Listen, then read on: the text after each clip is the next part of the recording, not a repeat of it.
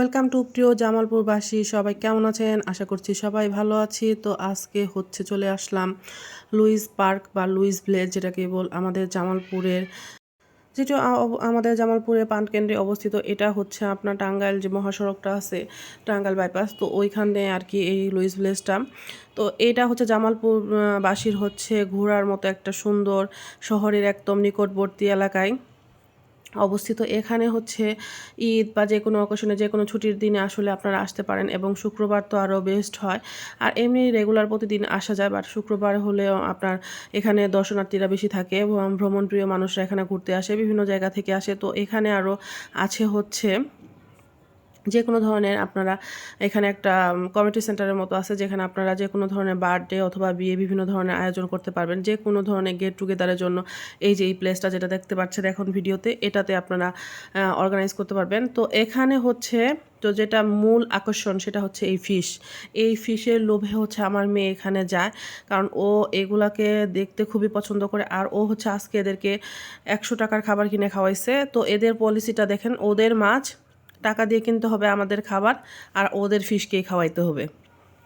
ব্যাপারটা দারুণ না? তো ওনারা এইখানে এভাবে করে, তো আয়াত তো মানে এদের খাওয়ানোর উদ্দেশ্যে চলে গেছে, আর কোনো কিছুতে ওর আগ্রহ নাই। তো আমি যেহেতু 4-5 বছর আগে প্রায় যাওয়া হতো, তখন আমি জামালপুরে থাকতাম। তো এই সুবাদে মানে ছুটির দিনগুলোতে আমরা এখানে চলে আসতাম। তো এবার আমি ফার্স্ট টাইম আসলাম। তো আসার পর যেটা দেখলাম, এখানে জায়গাটাকে আরও উন্নত করা হয়েছে, আরও অনেক কিছু এর মধ্যে অ্যাড করা হয়েছে। খুবই ভালো লাগতেছিল, খুবই সুন্দর একটা পরিবেশ, খুবই মনোরম আর ফ্যামিলি নিয়ে আসার মতো একটা প্লেস। তো আপনারা চাইলে যে কোনো প্রান্ত থেকে আসতে পারেন, এটা ভিজিট করতে পারেন। খুবই সুন্দর একটা প্লেস। আর বাচ্চারা তো এখানে আসলে মানে বের হতেই চাবে না। যেমন আমার মেয়ে তো কথায় কথায় বাবার সাথে রাগ করতেছে। বাবা বলতেছে যে ও চরকিতে উঠবে, এত উঁচু চরকি। তো আমি আর আমার হাজব্যান্ড চাচ্ছিলাম না, বাট কিছু করার নেই, সে বায়না শুরু করে দিছে, এই জন্য বাবার সাথে রাগ করে চলে আসছে। তো আমরা যেহেতু দুপুরে দুপুরে চলে গেছিলাম, ভিড়টা মোটামুটি কম ছিল। তবে আমার যাওয়ার পরে একটু অস্বস্তিও লাগতেছিল, এত গরম ছিল আজকে। হঠাৎ করে গরমটা পড়ে গেছে, একদম মাথা ব্যথা উঠে গেছে। পরে আমি বেশিক্ষণ সময় এখানে স্টে করি নাই, চলে আসছি, কারণ শরীরটা ভালো লাগতেছিল না।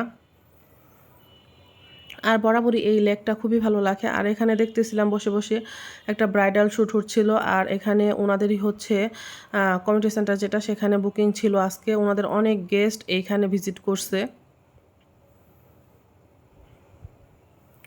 তো লেকের উপর থেকে ভিউটা দেখতে অসাধারণ অসাধারণ, এত সুন্দর লাগতেছিল চারিদিকটা।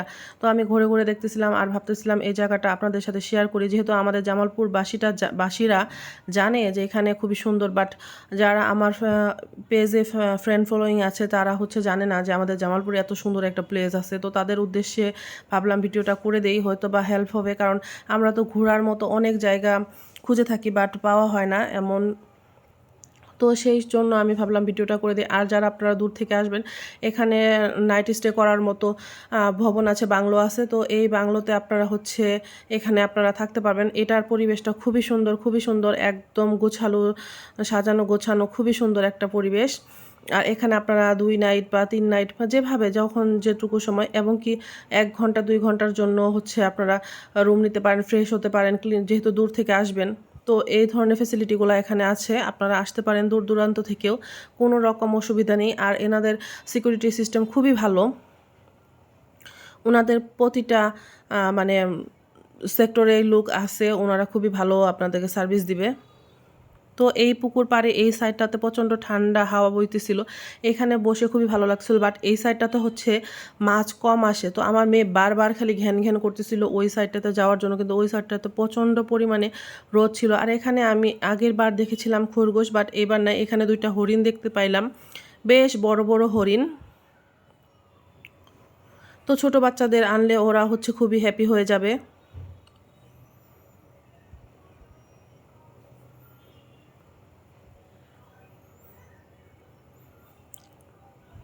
আর এখানকার পরিবেশ খুবই ঠান্ডা, খুবই ভালো লাগতেছিল। তো আমি যেহেতু মাথা ব্যথা উঠেছিল, এখানে এসে বসছি।